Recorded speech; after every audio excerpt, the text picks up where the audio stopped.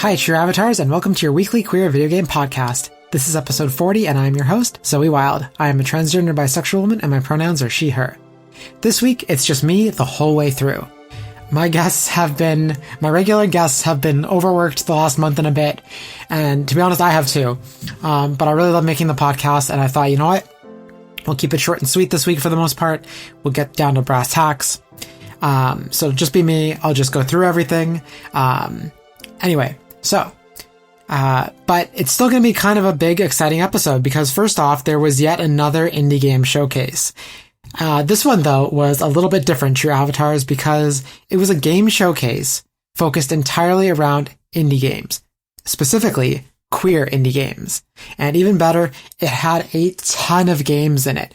In fact, there are way too many games in the entire showcase for me to even begin to cover. So I picked out the ones that I thought were most interesting, most exciting, or most gay. I didn't really have any criteria. I just kind of found a smattering of things that are a little bit different. I made sure to focus on the ones that had directly visible queer content or where the creator was very clearly advertising that they were queer.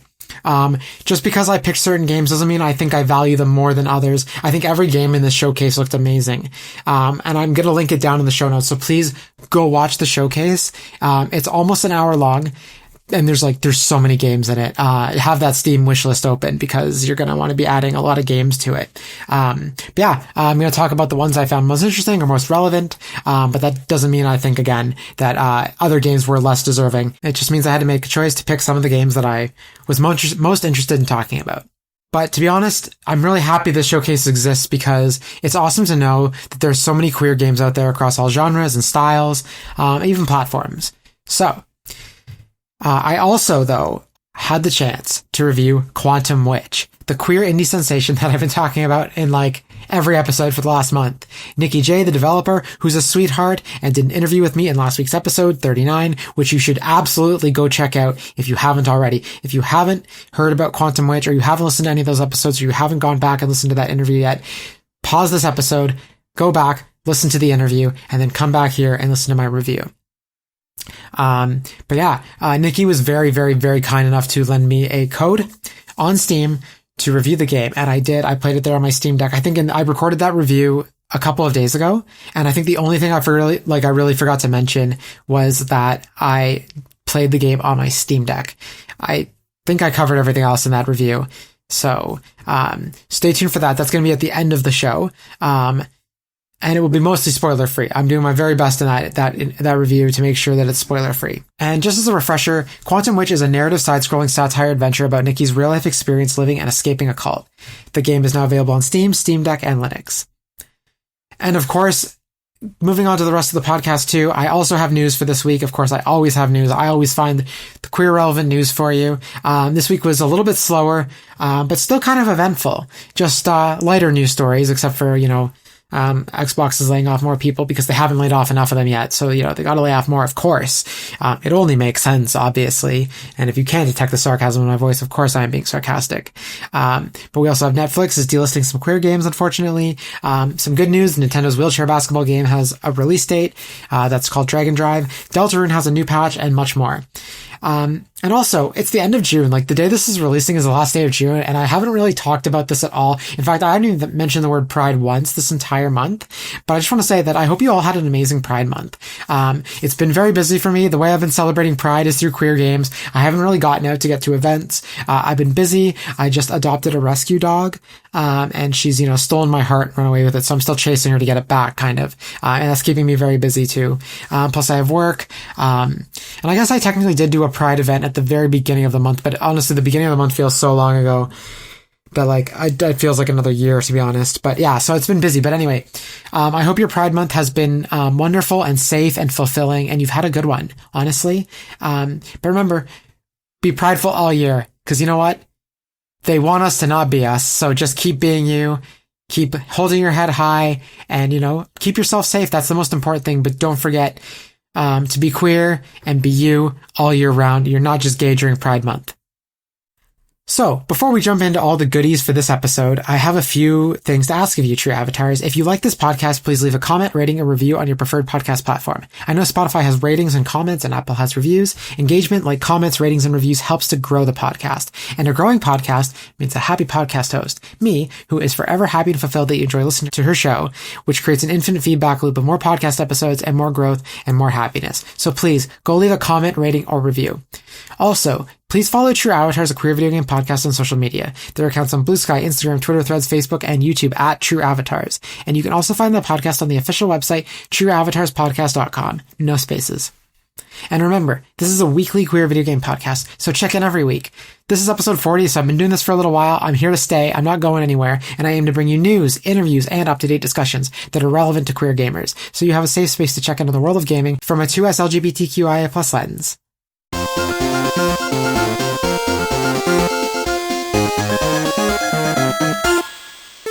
Okay, so, the news. Now that June is coming to a close, and so are all the summer gaming showcases, and I loved all of them, but I am very tired. I am happy they're over. As happy as I was to watch them, I'm glad they've kind of wrapped up. I think the only really big one left that we haven't gotten is like the Nintendo Direct, and to be honest, who knows if that's even happening. Obviously, if it happens, we'll cover it, but for now, it doesn't look like it's happening, especially with the way Nintendo is kind of drip-feeding news through their app. But anyway, now that summer is actually here, news is slowing down, summer should be a little bit slower for gaming. People go outside, it's kind of like a big avalanche of news in June. So July and August are much calmer, especially going into the fall. There's marketing ramps up a little bit for the fall, but like for the most part, summer is very quiet. But we'll be doing the podcast throughout the summer. I've got lots of great stuff lined up for you, like lots of great stuff. Got stuff that's coming out. We've got, in terms of queer games, there's Misk, A Tiny Tale, Ratatan, Wander Stars, Ritual of Raven, Quality Dreams, Reasonably Priced, and Gemporium, a cute mining sim. And potentially what might be a queer game is No Sleep for Konami Date from AI or the Somnium Files. And also, in terms of bigger, not-so-queer AAA games, there's Patapon 1+2 Replay, Tony Hawk's Pro Skater 3+4, Donkey Kong Bonanza, which I'm really excited for, Shadow Labyrinth, that's the weird Pac-Man side-scroller where Pac-Man's like possessing a human being to do all his bidding. Very strange. But also looks really cool. Tales of the Shire, that's that Lord of the Rings like Animal Crossing like. Wuchang Falling Feathers, Mafia: The Old Country, which comes from very queer inclusive devs. Gears of War Reloaded, and there's also DLC for Mario Party Jamboree and Kirby in the Forgotten Land. Look, I just listed a lot of games and a lot of DLC. I probably won't cover all of those, but I'm going to do my best to cover a lot of the queer games. But if you are curious, there's like lots happening this summer that if you're like into gaming or, you just need a day in, I do encourage you to get outside if you can, where you live, the weather is nice if you're in the northern hemisphere. If you're in the southern hemisphere where it's maybe a little bit colder or a little bit not as nice outside, stay in, play some games, but there's still lots happening this summer. So this podcast will have plenty to talk about. Plus I've got some, like I said, some really cool stuff lined up that I'm just going to tease gently there. And like I said, hopefully a Nintendo Direct soon, but we'll see. Okay, our first headline today. Deltarune Chapters 3 and 4 have received a patch on PC and consoles. So this patch doesn't include any new content, but it does fix a bunch of bugs and crash issues. So this patch was a hotfix on PC a little while ago, and it's now available on consoles, like the Switches and the PlayStations. Some of the fixes include fixing crashes, soft locks, and freezes. I'm not going to go through everything on the list, but the list does a very good job of hinting at things without spoiling anything in the story too much. So if you haven't played or finished any of these chapters yet, these new chapters, you can check out the patch notes without really worrying about too much. Something I didn't realize though, because I was like, oh, the update got added to Switch and PlayStation, but not Xbox. Like, are they just not patching Xbox yet? And I didn't realize that Xbox isn't included in the patches because the game is not on Xbox yet. So I just thought it was weird because Undertale is where I like Game Pass is where I played Undertale. So I just assumed Deltarune would at least be on Xbox, if not Game Pass. I mean, I understand why it's not on Game Pass. The game's not even finished yet, but I did expect, why isn't it on Xbox? I feel like most games come to Xbox, at least indie games. A lot of stuff comes to Xbox because of Game Pass, and with Undertale already being there. Anyway, just weird. So hopefully it releases on Xbox soon, so people who only have Xboxes or people who prefer to play on Xbox can also experience this queer game. So as I mentioned in the top of the show, Netflix is delisting a bunch of queer games from its mobile games offering, including a couple of queer games. So when I had Netflix, I did have the app on my phone in case I wanted to watch any content on the go, although I rarely ever did. I really don't. Switch is like, if it's a game, like obviously if I'm at home and watching television, I'm watching on my TV. I don't really watch TV in bed on my phone or anything like that. If I'm going to do anything in bed, it's usually like a book, maybe a game, depending on how tired I am. But so like when I'm on the go though, like if I'm on the bus going somewhere, I get motion sick, so I don't always game. I never used to get motion sick, but more recently it's become a little bit more extreme. So I try not to game too much, but the screen that I would watch TV on my phone screen is even smaller than my like Switch, for example, or my Steam Deck screen. So I generally don't watch a lot of TV shows on my phone. So I didn't really open the Netflix app up, but the couple of times that I did open the Netflix app up for whatever reason, maybe I was adding something to my watch list, I did scroll through and they have like a little thing where you can like play some games, and they'll download the game or stream it. I'm not actually sure how it works. I never clicked a single game, but they're all games you can play on your phone and only on your phone. You can't play these games on your TV as far as I know, which is why I didn't really notice that these games were there. But like Game Pass, like PlayStation Plus premium tiers, games expire, their licenses expire, they get taken off the service. So some of these games that are there are actually coming down, and I know it's a little bit too little, too late to be telling you this, but I did think it was relevant because there are a couple queer games that are being delisted, or at least one of them is queer, one of them might be, might not be. But anyway, the main game that they're removing that is queer is the first Hades game, and that's going to be down as of the day after this podcast goes up. So it might be a little bit late to jump into Hades on Netflix. But I think they're also delisting the Monument Valley trilogy, which these aren't explicitly queer games, but they're developed by devs who've made other queer games. So I think these come down, I want to say mid-July, maybe July 14th. My source didn't actually confirm whether, like, my source is Video Games Chronicle. I don't know, like, have some secret source. But Video Games Chronicle said that the episodes are coming, or the episodes, the Netflix episodes, the games are coming down mid-July, with the exception of a couple, and they mentioned specifically that Hades comes down on July 1st. But Monument Valley is getting taken off as well, and I think it's getting taken off just before it launches on consoles, actually. So don't worry too much. The game might not be free or included in your subscription after that date, but you will still be able to play it somewhere else if you pay for it proper. And of course, mentioning this too, it's a good reminder that there are games on Netflix that you can go play. I haven't looked through them all. I don't have Netflix anymore, so I can't really look through them all. And to be honest, I don't really like supporting Netflix. We're kind of elbows up here in Canada, trying not to support too many American businesses. But if you do have Netflix, I'm not going to judge you if you have Netflix, but if you do have it, maybe go check there and see if there's any queer games or any games you might want to play, because they're included in your subscription. You don't have to pay anything extra to access these, as long as you're okay playing them on your phone. And if you do want to play games on your phone and you want a controller, there's all kinds of devices you can get that connect via USB to your controller or connect via Bluetooth. Like, they make like little phone grips for your PlayStation controllers that you can just like slide your phone in, connect. I have one of those for my PS4 controller, but I also have a little controller that like slides around the phone, kind of like making my phone to be like a Switch or a Steam Deck or a PlayStation Portable, or a PlayStation Portal rather. So yeah, there's like devices you can get if you want to play with a controller. I was playing Sonic Dream Team that way with a controller, when I still had the free trial of Apple Arcade. I never finished the game. I ran out of Apple Arcade. I was just too busy. But anyway, there are options there. If you want to play games on your phone, you absolutely can. So barely a month after its last round of cuts, Microsoft is laying off more people, including employees from Xbox. So I think last month when I reported on the layoffs, I don't think there was anything actually in their gaming division. It wasn't confirmed, but it seems like Video Games Chronicle, who they're quoting a paywalled Bloomberg article here, Microsoft is doing another round of layoffs that includes employees from Xbox, as I said. And they said this is the fourth round of cuts from Xbox, and they specifically didn't mention the layoff round from last month. So I have to assume there were no Xbox cuts or Microsoft gaming cuts about a month ago. And I think at the time they were laying off 3% of all of Microsoft's staff. Back in episode 34 is when I reported on it. And the cuts for this round of layoffs are supposed to come this week, a little bit after the podcast episode releases.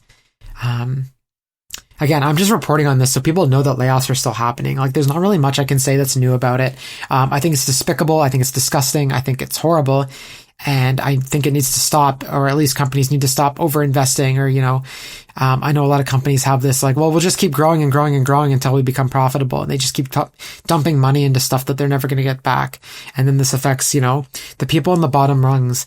It's never the CEOs. It's never ever the CEOs. But I do hope everyone affected at Xbox and Microsoft as a whole, gets a nice severance package at the very least, and they land on their feet at a better employer as soon as possible. Speaking of games releasing this summer, there's actually a couple more here that I want to talk about. I didn't want to spoil the initial intro to the new section that these games are coming, but Senua's Saga Hellblade 2 Enhanced, which I've talked about on the podcast previously. I reported that it was coming to PS5 this summer, but there's no date. Well, now we have a date for the PS5 release, and that's August 12th. So it's going to be an enhanced version with 60 FPS gameplay and a new mode. Quoting the article, an optional new game mode featuring the Dark Rot from the original game will also be added. The Dark Rot grows each time the player fails, and if it reaches Senua's head, it's game over with all progress lost. End quote.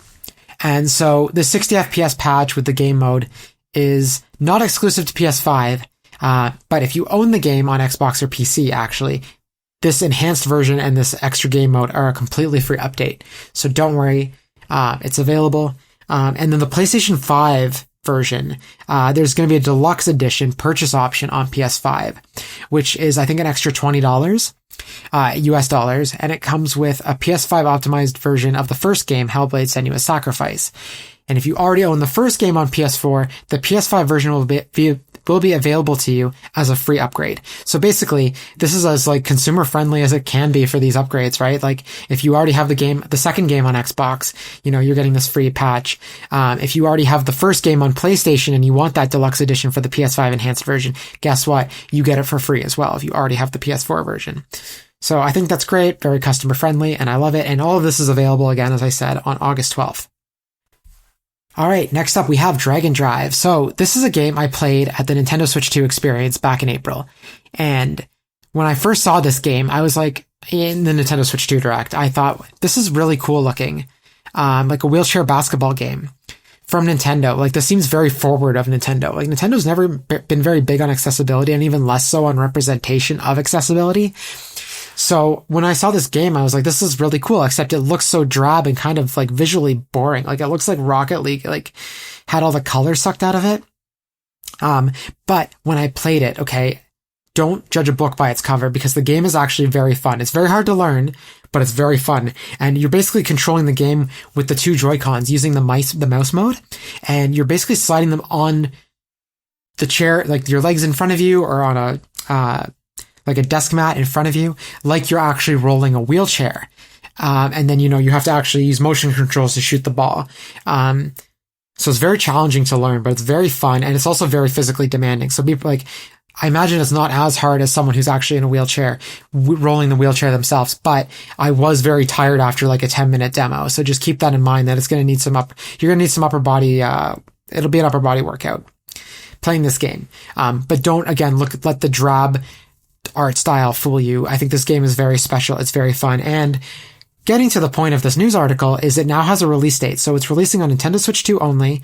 It's a digital only game, and it's coming August 14th. So actually 2 days after the Hellblade game I just mentioned.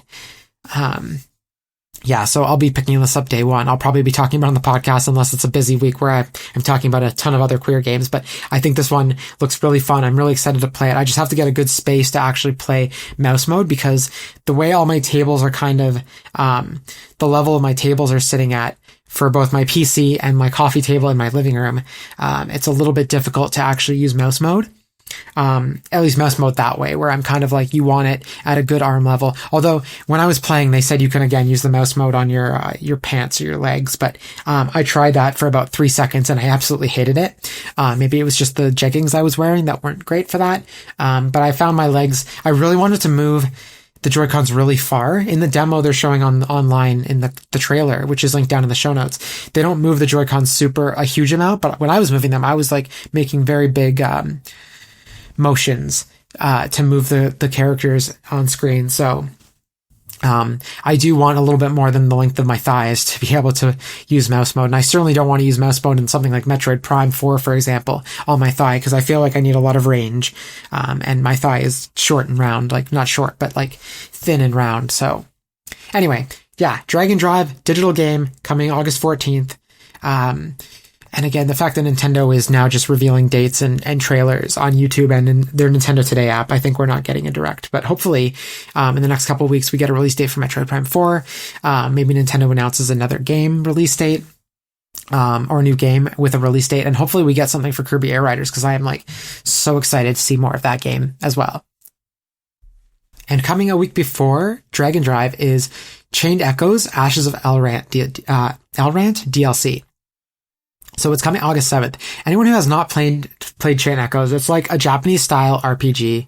And Ashes of Elrant is the official story DLC for the award-winning Chain Echoes. And I'm quoting here: "Get yourself ready for a new playable character, the White Wolf. Visit new areas, fight over 40 new monsters and bosses, and listen to 15 new tracks by Mastermind Eddie Marianukro." So I haven't played Chain Echoes. It's kind of been on my wish list for a while, but it hasn't been on top of my priority. There's just been a lot of other stuff to play. And if I'm not going to play a game right away, I'm trying not to add games to my backlog when they're on sale. Because like my backlog is huge. So I'm trying to only buy a game when I'm ready to play it. So haven't gotten around to Chain Echoes. But every time I see people talk about Chain Echoes anywhere online, or like in podcasts or in YouTube videos, they speak very highly of it. But what I didn't know about it is that the base game does have queer representation. Very tastefully done. It's not front and center, but it is in there. So I'm hopeful that this DLC, Ashes of Elrant, also has some queer characters or some queerness to it.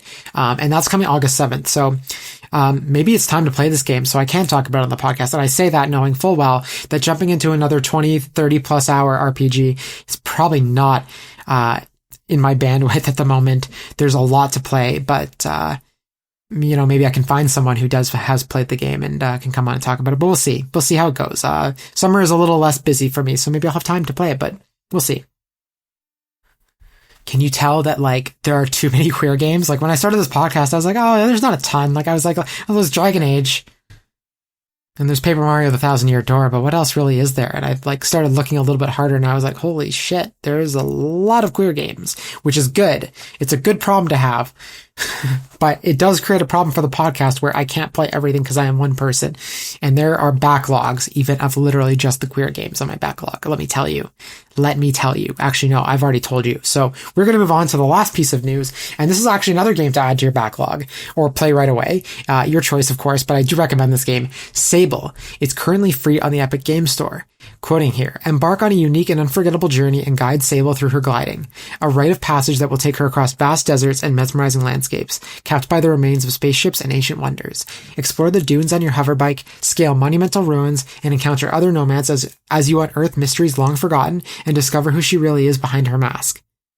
So this is a game with some light queer elements. There were some like queer-ish characters at the beginning. I've only gotten to play a little bit. I got it free through PS Plus a little while ago.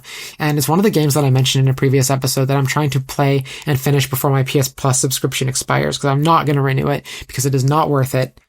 Despite, the fact that obviously I've gotten a couple good games out of it, but it's just like, for the most part, I don't use the features and the price keeps going up. But anyway, so Sable was one of those games where I was like, oh, I got to play this before the end of the summer. But unfortunately, I've only been able to start it but not finish it. But now that it's free on the Epic Games Store, I did claim it, so now I'll be able to play the rest of it whenever I feel like it. It doesn't have cross progression or anything like that, but I only got about an hour into it, so I can definitely just like pick it back up and restart from not from where I left off, but from the beginning.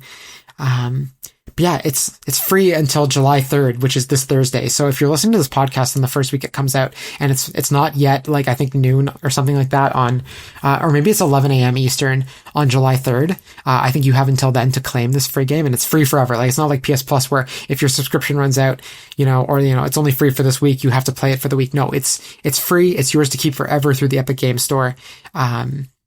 So yeah, go claim it. It's a free queer game. Go claim it. Like, there's no excuse. If you play games on PC or you play games on Steam Deck, I think there's a way to get Epic Games running on your Steam Deck. I'm not sure specifically how, but I think there is a way. So yeah, if you play games like that way, like, go claim it. It's I know the Epic Games Store is not like everyone's favorite place. It's not the Steam store for sure, but go claim a free queer game and put up with the Epic Game Store for a couple hours to play the game. It's free. And that's our news for the week. So like I said, it's pretty light, pretty short. I did ramble a bit because it's just me. But now I want to move on to the Press Gay to Play Showcase. So the Press Gay to Play Showcase is a queer-focused indie game showcase. It's part of Rainbow Tech Fest 2025, which is a 3-day virtual hackathon that took place from June 19th to 21st. Quoting from their website, "This is Press Gay to Play, our 47-minute celebration of incredible LGBTQIA+ indie games that was the heart of the Rainbow Tech Fest's 2025 opening ceremony. This showcase isn't just about games. It's about our experiences, our creativity, and our joy. Every developer featured here is crafting something that matters, something that represents us. There are windows into queer stories featuring everything from action-adventure titles to cozy simulation games, visual novels with LGBTQIA+ themes, and horror mystery games with queer protagonists. This showcase was part of RTF's mission to uplift LGBTQI+ talent in tech and streaming, especially supporting those impacted by layoffs and seeking career paths outside traditional routes. Through our Creator Uplift program, we're giving visibility and support to queer creator businesses and celebrating the games that make us feel seen, heard, and absolutely fabulous." So, end quote. As I was saying in the opening of the show, this showcase had a ton of games, like way, way too many for me to even begin. Like, I got through the first 45 minutes or so of the show, and I was like, okay, I can keep up with this. It's like a game a minute, whatever, right? It was pretty manageable. And then, like every showcase like this, they do the highlight reel at the end. And this was a very long highlight reel. There was probably like almost half the games in the show were in the highlight reel. It probably wasn't that many, but it felt like that. There were just so many in the last like 10 minutes of it.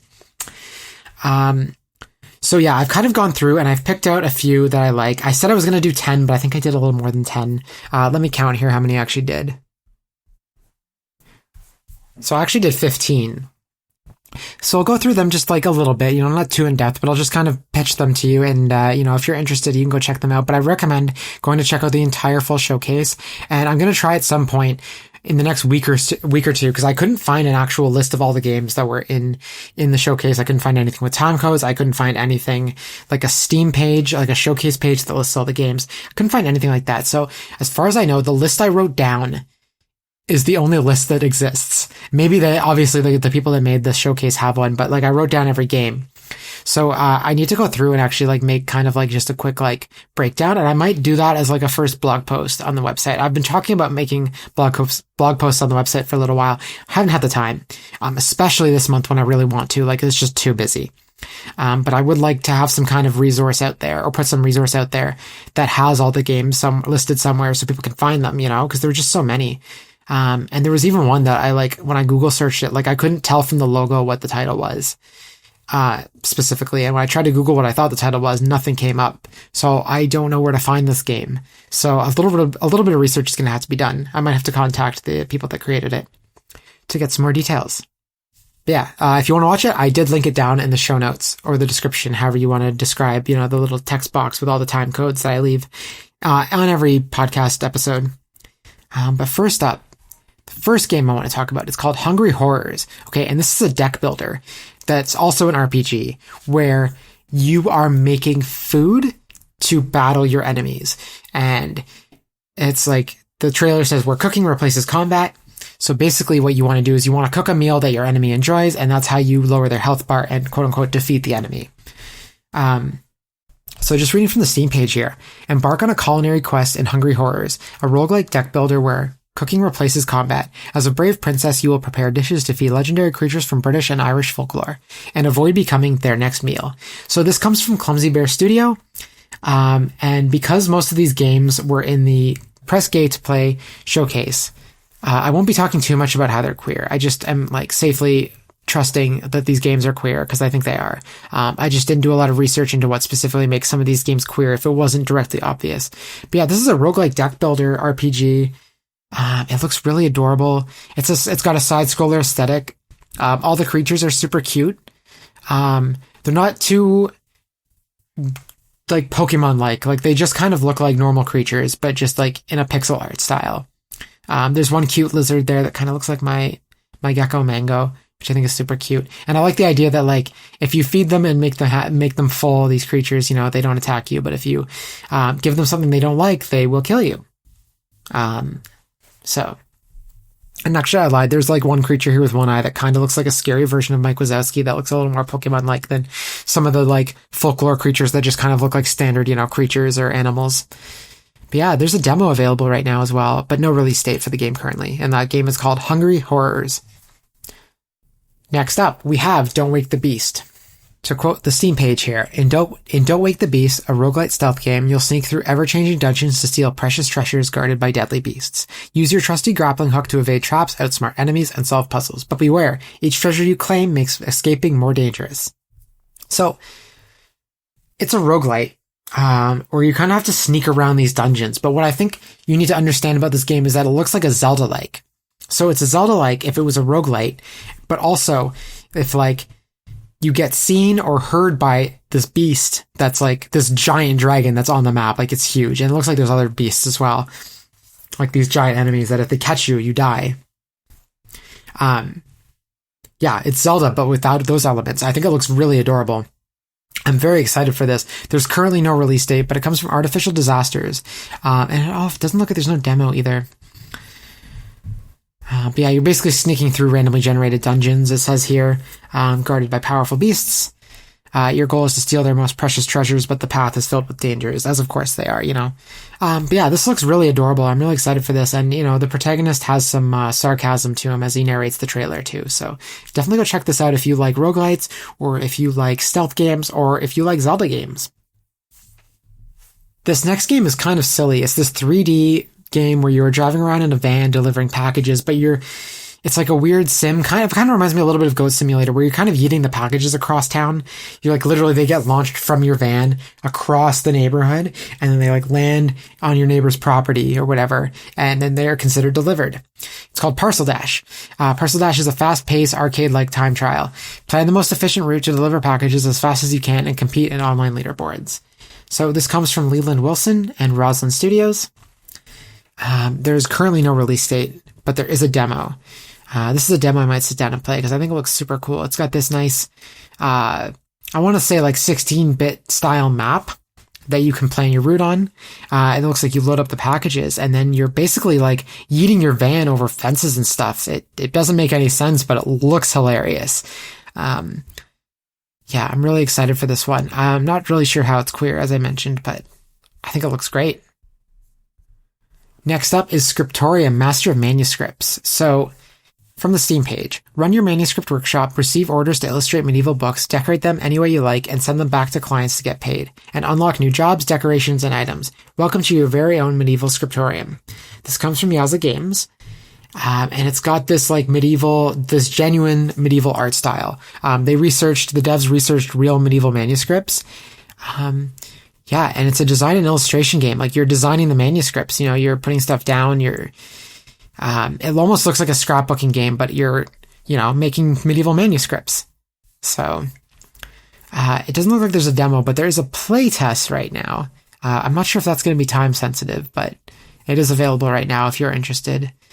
And yeah, you're just creating amazing medieval illustrations according to the Steam page. Fulfill orders from prestigious patrons by making your own designs on pages of medieval books. Create, get paid, and unlock new orders, design elements, and grow your workshop. With time and practice, your works and fame may reach the queen herself. So it looks like it's, kind of like a scrapbooking sim from medieval times. That's the best way I would describe it. If that interests you, go check it out. I feel like this is going to be an Ekami kind of game, if I'm being honest. I think this is something that's going to interest her. So I'm going to tell her about it if she doesn't listen to this episode. All right, next up, I'm really excited about this. I think this looks really cool. I'm not into Castlevania games, but this is described as a Classicvania game. It's called Lady Dracula. And I think it's called Classicvania and not a Metroidvania because it's literally inspired by like 8-bit, 16-bit classic Castlevania games. Were there Castlevania games on the NES? There had to have been, but I'm not sure.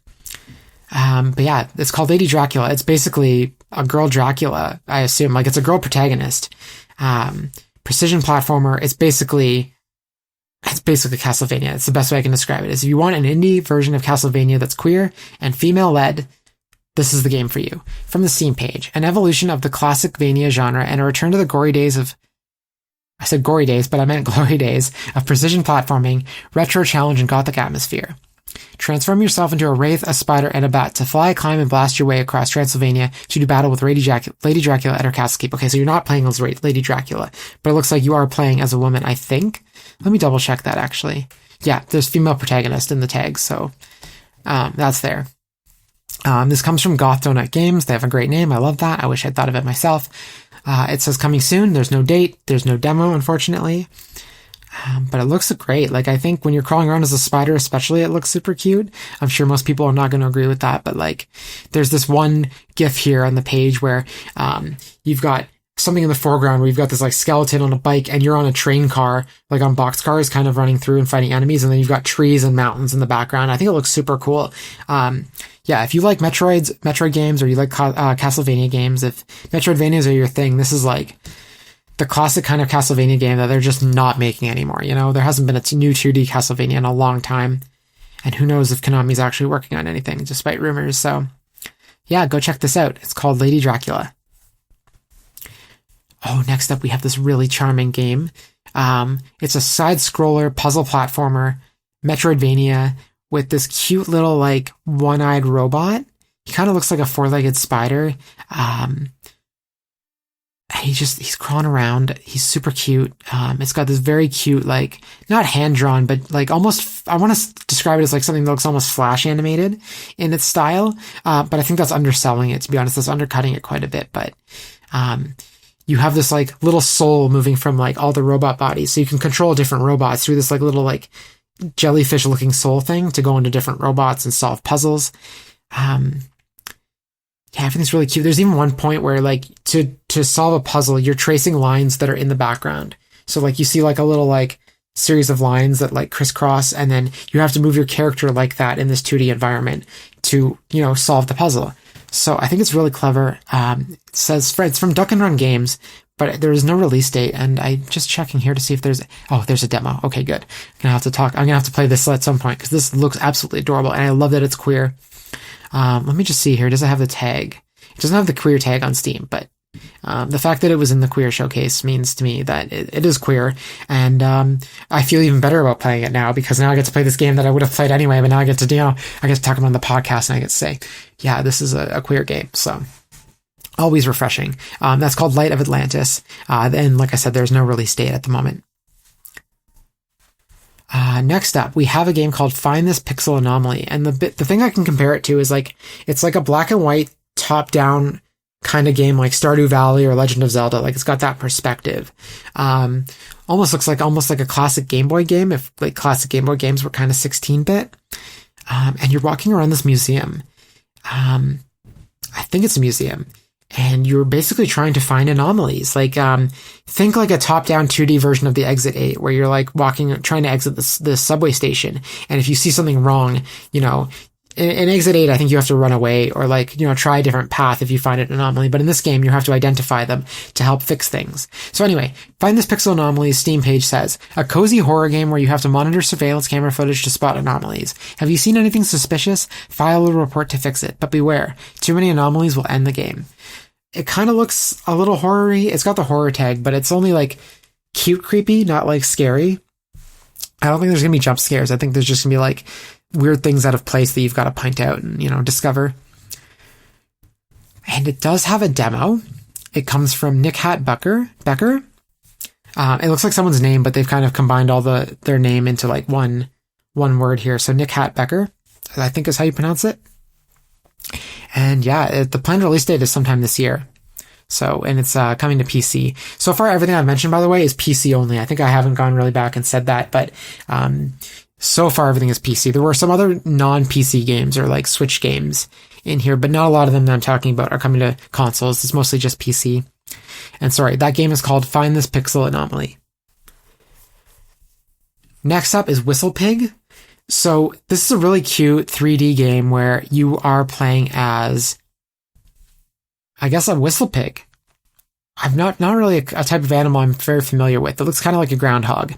But you're playing as a whistle pig, and you are basically trying to protect your babies. It's a survival game. You're, you know, trying to feed them, keep them away from predators, keep them out of the elements, you know, keep them alive. If you've ever played a game called Endling, Extinction is Forever, it looks very similar. Now, Endling has a bit of It's not 3D. It's more like, it's like 2D. You're kind of moving 3D through the environment, but it's fixed camera, I guess is the way to describe it. Whereas Whistle Pig is 3D. Like there's a bit of video here where you're like kind of fighting a snake. You're just trying to keep your babies alive. Don't stay out too late, stuff like that. So this game is developed by Soren Greenwood. It's called Whistle Pig, and the Steam page reads as follows. In this narrative action adventure, experience both the beauty and the brutality of the natural world through the eyes of a mother groundhog. Okay, so I was right. Groundhog on a quest for revenge. Maybe Whistle Pigs are groundhogs, and I just didn't know that. Anyway, forgive me for my ignorance, but this game does not have a current release date. It just says to be announced. There's no demo, unfortunately. Although when I played Endling Extinction is Forever, I never even completed the demo. It was too hard, and I was very stressed. I was like, maybe I shouldn't have kids, because this is very stressful. I feel very bad for most animals that have to deal with this. I mean... Oh, I'm actually looking here on the Steam page, and it says, you're a mother groundhog with an asterisk. Not a beaver, gopher, capybara, wombat, hedgehog, squirrel, muskrat, otter, raccoon, or any other type of animal. So yeah, groundhog. And maybe Whistle Pig is a name for a groundhog? I don't know. Anyway... Whistle Pig looks really adorable, but kind of stressful. So maybe just be prepared for stress levels for a game that like otherwise looks like it's cozy. Like it's got that vibe that says like this is a cozy game, but it's Endling Extinction is Forever is definitely not a cozy game. I'll just say that. Next up is the Wells Blessing, and the Wells Blessing looks like a... I should also say Whistle Pig is for PC, currently only for PC. And the Wells Blessing, however, I'll just get that out of the way now. This is a game for PC as well. There's no release date, but this looks like a first person, like a winterized version of a short hike. That's the best way I can describe it, at least visually, but even the vibes, I'm getting kind of like a short hike vibes. So explore the mystical sanctuary of the old well and reconnect with your childhood friends while solving audio-driven puzzles. Meet quirky animals, unravel forgotten tales, and immerse yourself in an interactive soundscape as you piece together your place in the world. This comes from Big Stretch. And like I said, there's no release date. It's just coming to PC.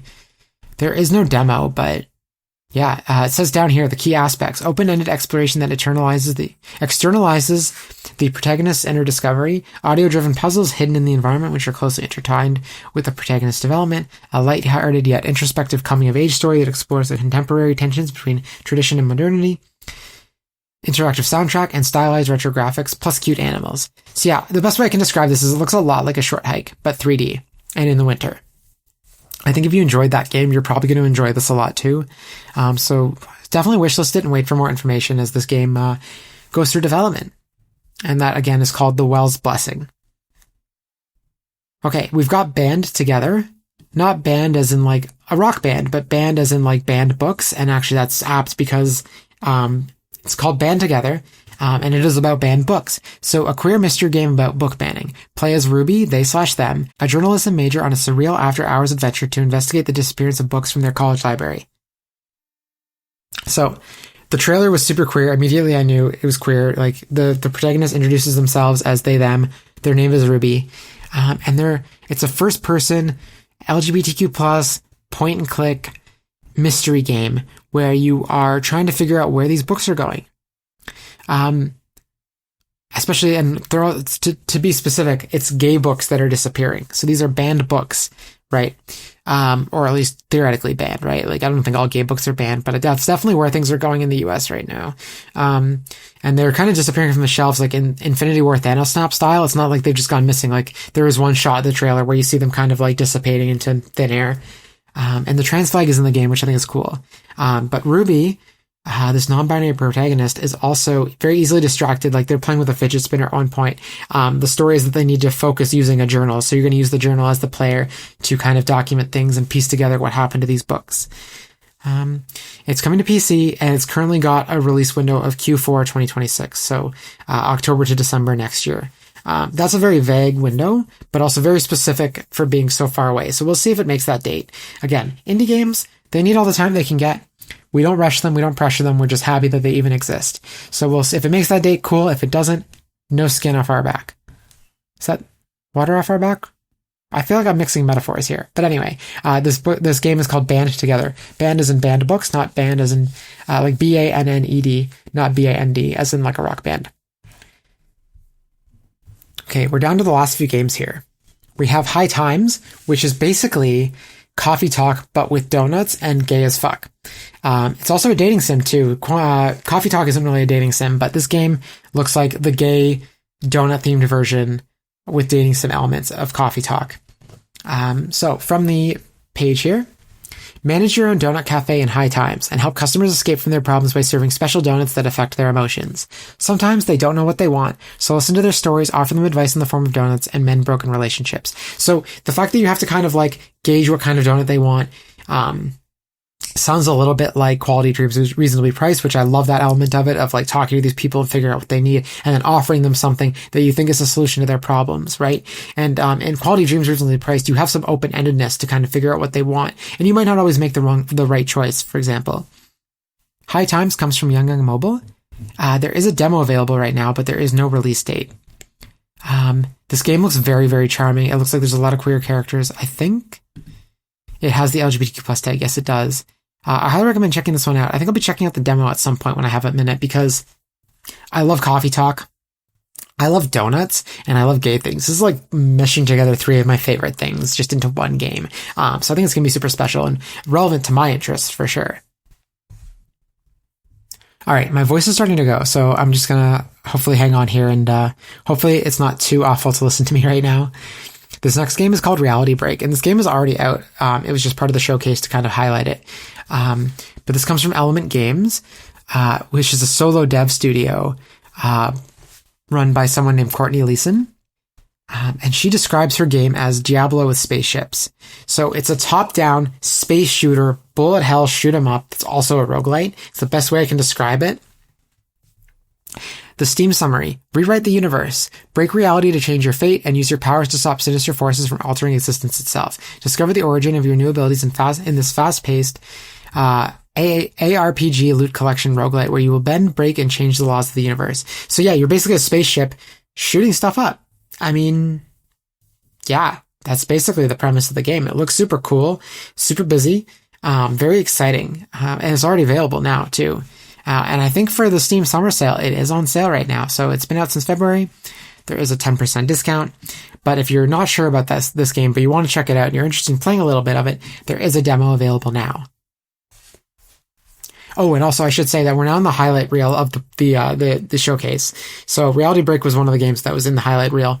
But so far I've been listening to the games as in the order they came into the showcase.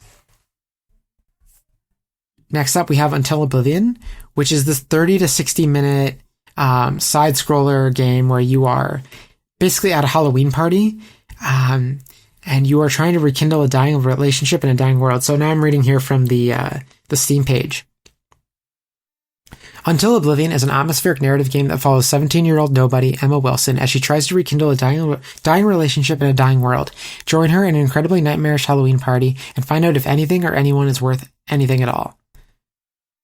This comes from Ixavan. It does have the LGBTQ plus tag. It's like it's like visible on the page. You don't have to click into the rest of the tags to see it. It's the third tag, which I love. And it's free to play. So as part of the showcase, it's free to play right now. You can go play it. And you're basically, following this 17-year-old girl. She's just trying to like figure out what's wrong with her life, basically. It's got this 2.5D artwork. It reminds me a little bit of Psychroma, not in the colors, but just in the pixel art style. And for a short free game, it also has interactive dialogue with branching paths, which I think is super cool. And it talks a lot about, according to the Steam page here, loneliness, love, and loss.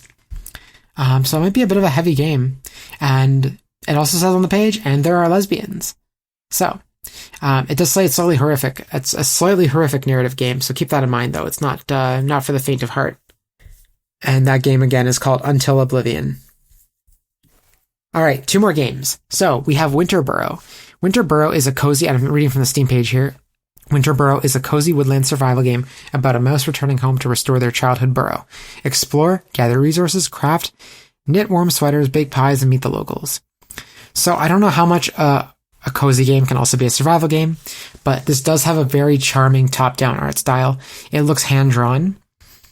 It looks really cute. It's got this, like, it's a winter-looking game. Like, it takes place in the snow, and all the art is just very, there's lots of color, like, accents in the color, but it's very drab, like you would expect winter to be. And you play as this tiny little mouse walking on 2 feet. It looks very adorable. But again, it's a survival game, so I'm really not sure how cozy it's going to be. And I'm realizing now, too, that I once again forgot to mention that Reality Break and Until Oblivion are both only on PC as far as I know. Winter Burrow, however, is coming to PC, Xbox Series, and Xbox Game Pass sometime this year. And this looks like... It looks a little familiar, so maybe I've seen this in a showcase for Xbox before. Maybe that's why it looks familiar to me, but it comes from Pine Creek Games. And yeah, it's due out this year. No specific release date, just sometime this year. And there is a demo right now if you want to play it. So, yeah. And finally, we have Xochi's Apothecary.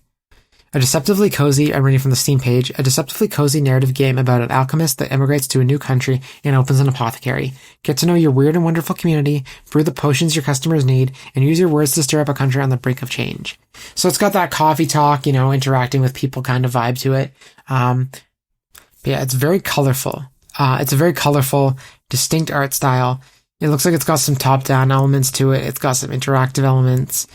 The interaction shots where you're interacting with customers actually looks a little bit like an RPG battle almost. It's not designed to be that way, I'm sure. It just reminds me of the way the customer is in the background and the other person is the main character is in the foreground. It just gives me, or I guess Xochi is the protagonist's name. Xochi in the foreground. It just looks a little bit like a Pokemon battle almost. Further down the Steam page here, they say, "Welcome to Malavar, a nation of lush jungles and liberality. A definite improvement over your country of birth. You are Xochi, an alchemist of relentless talent and sarcastic wit. You'll be too busy managing your shop to get out much, but as you play host to everyone from counselors to artists to assassins, you'll discover your new country by getting to know its people." I think this should be eye-opening for someone who's never immigrated before. I think this will be a good game to play, to open people's eyes, and to experience something you've never experienced before. It comes from Single Effect Studios. It doesn't have a release date, it just says coming soon, and there's currently no demo, unfortunately, but maybe that'll change in the future. And that's all the games from the Sega Gay to Play showcase. However, I just want to quickly mention here that there were some other games in the showcase that I've talked about in previous episodes. So they showed off trailers for Ikuma, The Frozen Compass, Frame of Mind, A Game of Thoughts, Ritual of Raven, Cyber Paradise, Fishbowl, Gemporium, a cute mining sim, Spilled, which I've talked about at the podcast at length as well, and Quality Dreams, Reasonably Priced, which we've had Endelian of Zorky Studios developing the game. We've had them on the podcast for an interview, all the way back in episode 28. So, like I said, there's so many other games in this showcase. I recommend going to check out the whole thing and seeing for yourself which games interest you. I've wishlisted pretty much everything in there. So, the only thing that I didn't wishlist in there was stuff I'd already wishlisted, because there were so many games I've already seen before, obviously, but it was nice to see new trailers from everything, and I'm excited for a lot of these games, and I hope you are too. So I'm going to take a quick break. There's going to be a musical interlude, and when I get back, there'll be a pre-recorded review of Quantum Witch, so please stay tuned.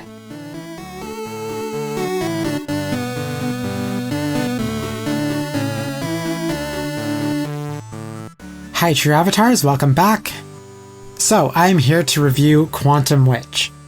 This is a game I've been talking about on the podcast for a while. Even in last week's episode, I had Nikki Jay, the developer, on herself for an interview. Go back and check that out. That's episode 39. Highly recommend it. And I also recommend, before I get into this review, that you should go play this game. I'm just going to kind of spoil the thoughts of my review a little bit, but it was an amazing game. Go play it, especially if you don't want to be influenced by my thoughts first, too, right? I can say that this is something that I think a lot of queer people will love. It's not a very expensive game. It is definitely worth playing. It is something that's approachable and pretty accessible. So yeah, if you don't want to be colored by my review at all, go play it. I think it's something worth playing. But if you are interested in hearing my thoughts, or you're not sure, or you're on the fence, or you just want to listen in, here is my review for Quantum Witch by Nikki Jay. Now, before I get into the review, I have a few things that I have to disclose to you. I did receive a free code from Nikki Jay to play and review this game. I also played the first hour of this game as an unfinished demo before playing the full game. Something else. And I don't know if this is something I really should be broadcasting so much, but this game had multiple branching paths and multiple endings, and I did not find all of them. So might be something I criticize in this review that's actually answered or, kind of smoothed over by another path that I just didn't discover. And I did go down quite a few paths. I think I played through 4 or 5 different paths, or at least 4 or 5 different endings. And I think I played through probably 6 or 7 paths, a couple of them that I could not figure out how they would lead to an ending. I don't know if I got soft locked or not, but anyway.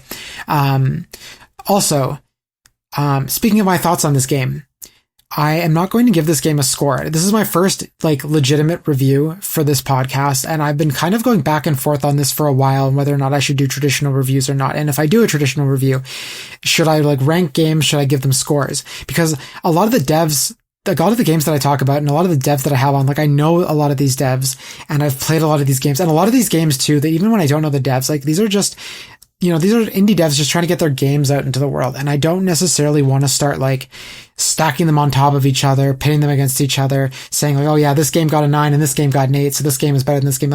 Each game is kind of being ranked on its own merit as its own game. I would never pit Psychroma against Quantum Witch, even though there's a lot of similarities between these two games, and I love both games. I still would not pit them against each other, because they are their own thing. And, I'm not trying to review the entire game in a vacuum, but I am just I'm not going to give a score. What I am going to do though is at the end, I've already kind of said that I think this game is worth playing and you should go play it. But at the end of reviews, I will give kind of my general overview, should you go play this game? Should you not play this game? And generally how I feel about it. And from there, you can kind of deduce, is this game for you? So, I will still make this review as unbiased as I possibly can. Obviously it's going to be biased to an extent that it's my thoughts on a game, but I will try to be as unbiased in terms of making sure the game gets a fair review, that I'm not pitting this against other games, that I'm still trying to give it its proper due, even though its proper dues, because I know the depth. I've talked to Nikki Jay. After our interview, we still talked for another hour and a half after. So yeah, I just want to fully disclose everyone who's listening to this podcast, give a full disclosure so you understand where I'm coming from with this. I still tried to play the game, go in knowing as little as possible, even though I did a ton of research on this game, and I spoke to Nikki Jay before playing this game, interviewed her. Almost everything I know about the game is kind of in the podcast already. So if you've been listening to the show as well up until now, you probably already know what some of my thoughts might be, or how some of those thoughts might color my opinion of the game. Anyway, that's a lot of rambling. Let's get into the review. Okay, so this game, as I said, was made by Nikki Jay, and this is her first officially commercially released game. She's made other games, smaller games, just for her own entertainment, in the past that are private. But what I will say about this game is that it's very emblematic and representative of her experience having lived in and ultimately escaping a real life cult. So that is something to keep in mind, is that this game does deal with some heavy topics and heavy themes, although it does it in a very lighthearted way, because the game is it's fucking hilarious. I was laughing so much playing this game to the point where my ex kind of leaned over and said what's so funny, and then I had to explain okay, in this part of the game this happened and this happened, and I was explaining to her the whole joke. And but yeah, so this is Nikki Jay's game. There were also some contributions to the game's story from Paul Rose and Stephanie Sterling. This was also mentioned in the interview last week. But let's talk about the story. So I mentioned that it's based on her experience escaping a cult. And again, she's a very humorous person. She deals with a lot of trauma in this game. And the sense I get of her too in real life is that she deals with a lot of trauma through humor. I kind of do as well. So I kind of get that. But this game is about cults. This game is about killing God. It's described as a plotformer. So not a platformer, but plot as in story, right? So there's platforming to it, but it's very, very story based, very, very heavy narrative game. Almost to the point where there isn't a ton of platforming in the game, despite it being it's still very Mario-esque, 80s Mario side-scroller platformer. To compare it to a game, like I said, it's similar to Psychroma. Psychroma didn't really have any, platforming elements, but if Psychroma had some platforming elements, that would give you a sense of kind of what this game is like. So yeah, this game is about a woman who wakes up one day and finds that her universe is kind of falling apart, and it's up to you as the player to lead Ren through this journey, the main character, and solve the problem of what's happening with her universe. And it's hard to be more descriptive than that, because depending on where you go in the game and what happens in the game and the choices you make, the resolution is always kind of different, and the stakes are always kind of different. But it's honestly, there's so much humor in it. As she advertises on the itch.io page, I'm pretty sure, one of the things that she writes, Nikki Jay writes, is no fourth wall is left unbroken. And that is 100% true in this game.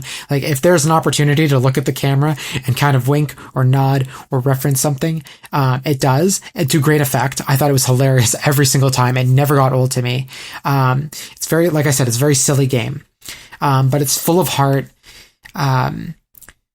And where that heart comes from is really like the meat of like what this game is really about, which is processing a lot of trauma and experience around being in and escaping cults and dealing with like the reality of what God truly means and are there gods and what do gods mean in the context of this, the fact that this is a video game and the characters kind of know that they're in a video game to some extent. But something I really, really, really love about this game is its queerness. Okay. And I say this expression on almost every podcast where it wears its queerness on its sleeve, like how someone wears their heart on their sleeve. This game is that as well. It's and honestly, I love a lot about this game. I think a lot of elements of this game, are where the game shines. I'm going to say that a lot, but like, I think its queerness is like the cherry on top of an amazing cake. There are lots of queer characters. I would get bogged down in this review if I explained them all, but there are almost every character you run into is queer. And the ones who aren't really confirmed to be queer, there are a bunch that aren't confirmed to be queer, but to be honest, like so many of the main characters are queer, and that's where I think the game really shines. And also, speaking of queerness, there is a moment in the game fairly early on. It would have been a little bit after where the demo ends. If anyone played the demo, it's about the first hour of the game. And the game is only like 4 hours or so to get to the end of your first playthrough.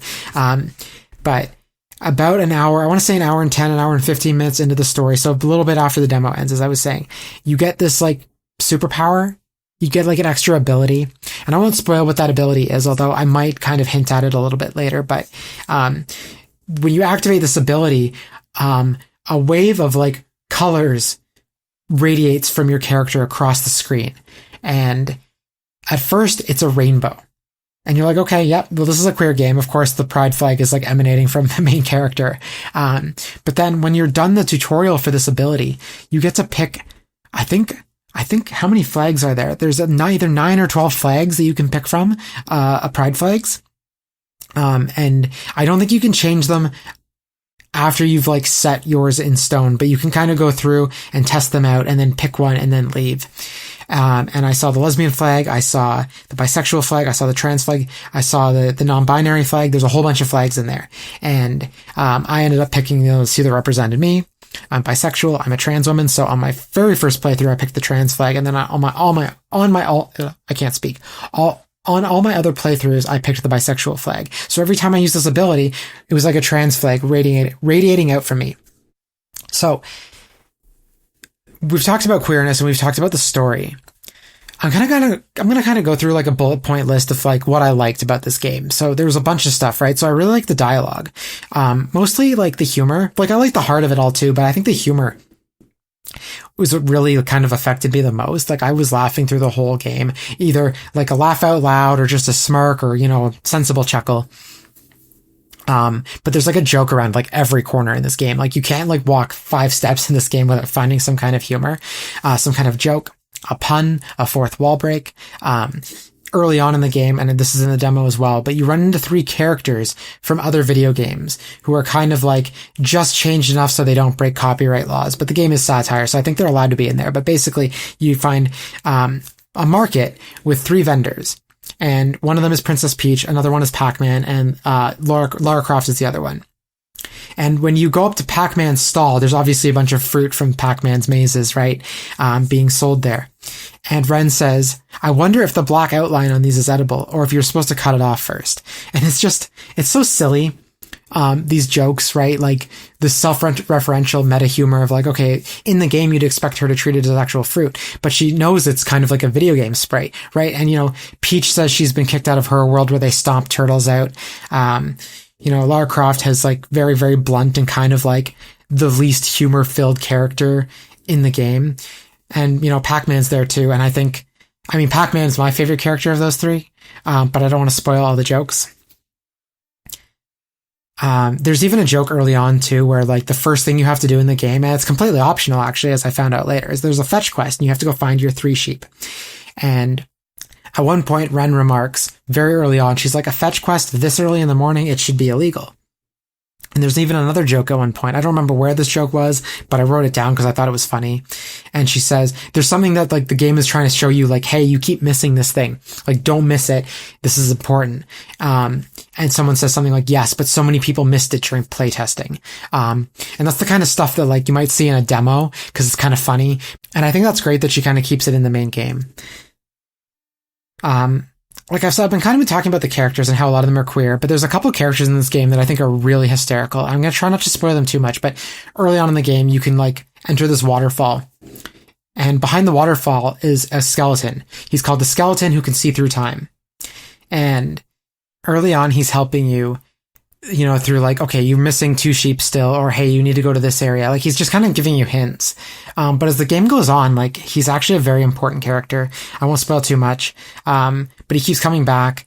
And there's even like a little detail where like he's giving you a tutorial and, you only recognize that it's him speaking based on the color of his text box, right? Like it's skeleton color, like it's kind of like an off-white color for his text box.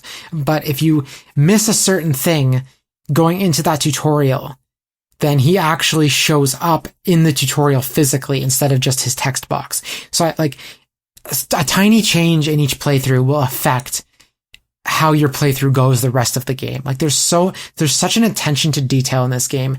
It's mind blowing to me.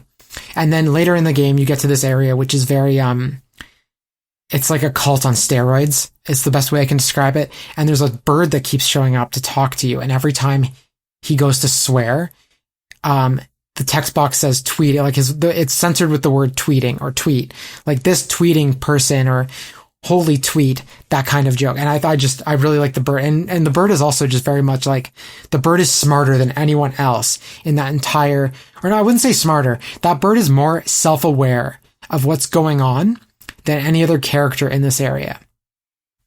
There's also the puzzles. The puzzles I really loved. There's lots of hidden secrets to find. Missing them doesn't lock you out of any part of the game either. Like, I mean, it does lock you out of part of the game, but like, it doesn't soft lock you. It doesn't soft lock you. It doesn't stop you from progressing the story. It's just going to be a slightly different story than if you'd solved this puzzle. My first playthrough, you get a hint to go find a battery and they tell you where the battery kind of is. And I'm like, I don't really couldn't find the battery. I was like, oh, it's behind this thing or near this thing. Couldn't find it. On a second playthrough, I found it. And then I ended up taking that battery to another part of the playthrough and accepting a different quest. And to accept that quest, they took the battery from me. They're like, oh, if you're going to go through this part of the story, you can't have this battery. So I didn't actually get to play through with the battery, which is actually a very important part of the story to getting a better ending until my 3rd or 4th playthrough, I think. I might have soft locked on my 3rd playthrough. I'm not sure.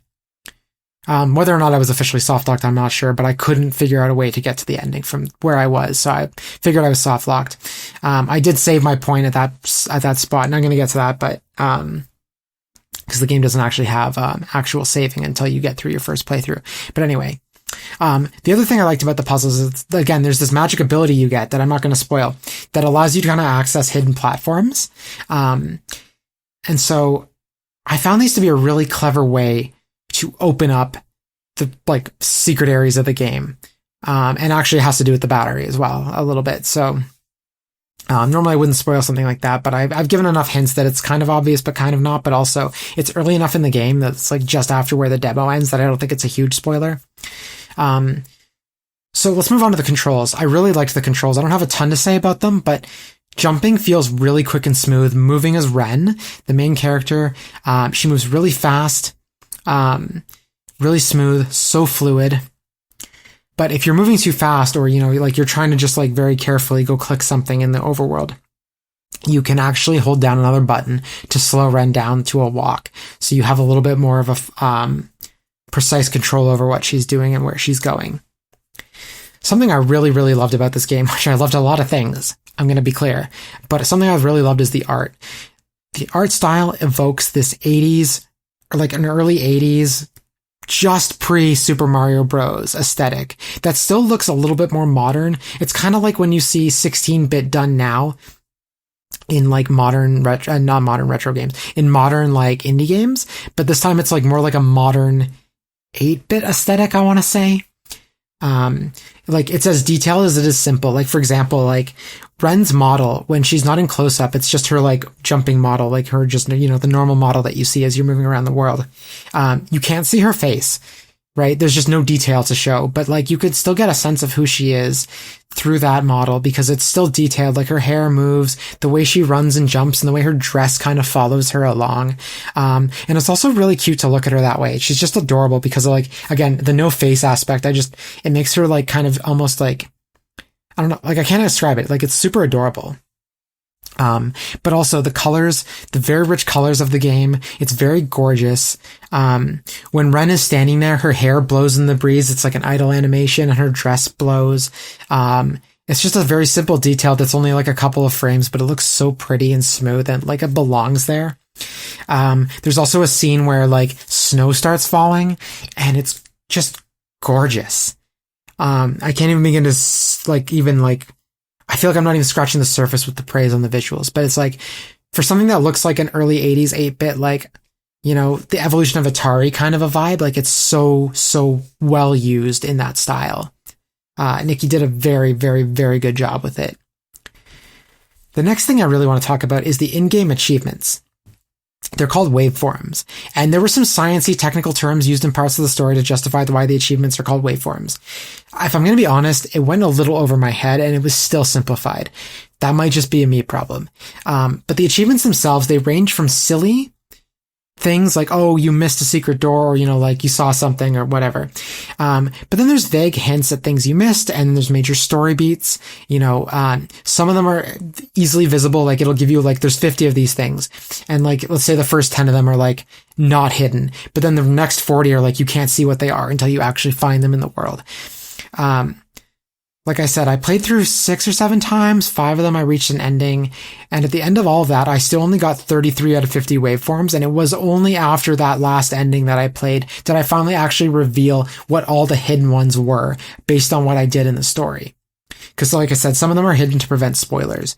But the fact that I only found 33 over like 5, 6, 7 playthroughs, it just shows you how much there is in this game to find. And like, I was looking for some of them and I even knew what the hints were and I still couldn't find them. And that's not really a criticism, more just like, there's so much in this game and a little choice can offset your entire playthrough.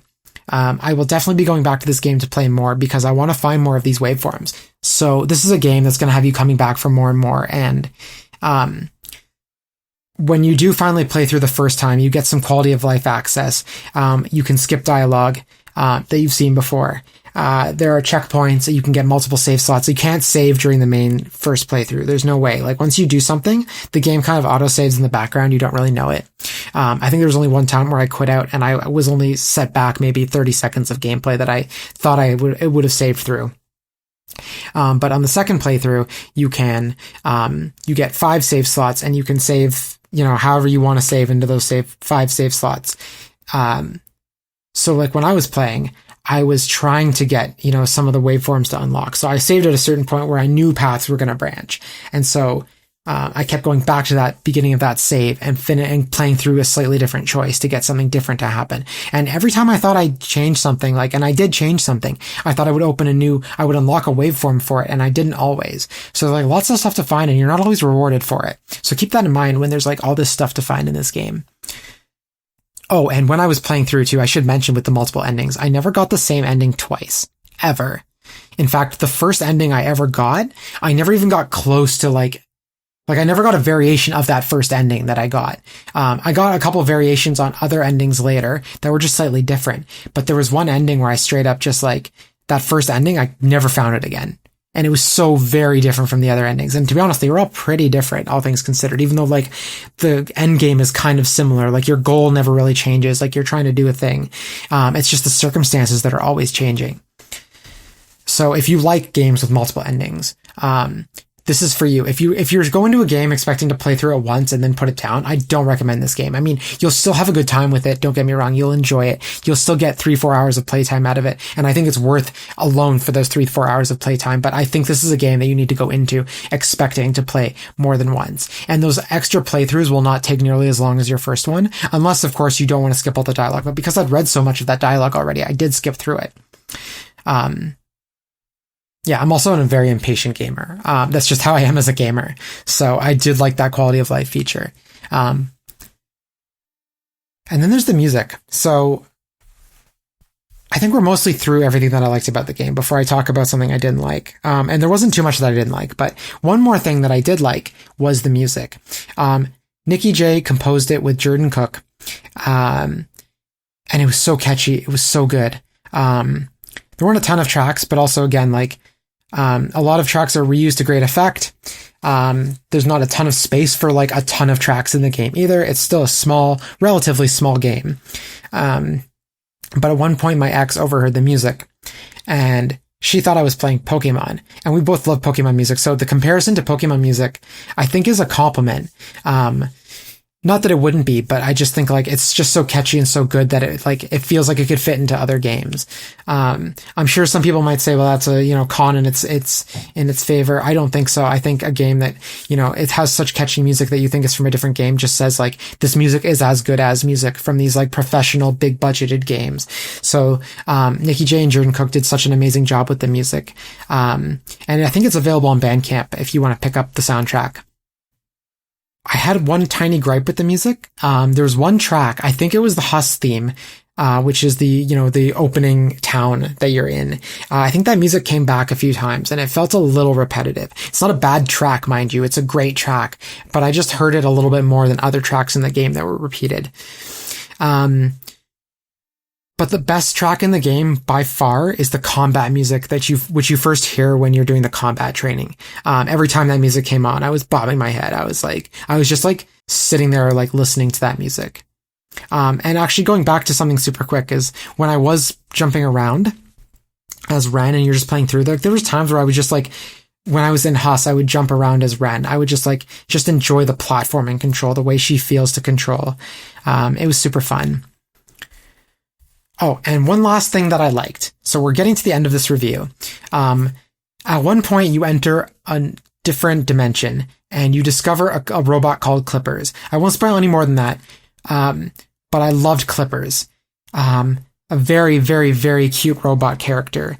And I am looking forward to their spin-off, which is teased in the credits, I'm sure as a joke, but I hope not actually a joke, because it's called Clippers Saves the World. And I would really like to play a game with just Clippers, because they're so freaking adorable.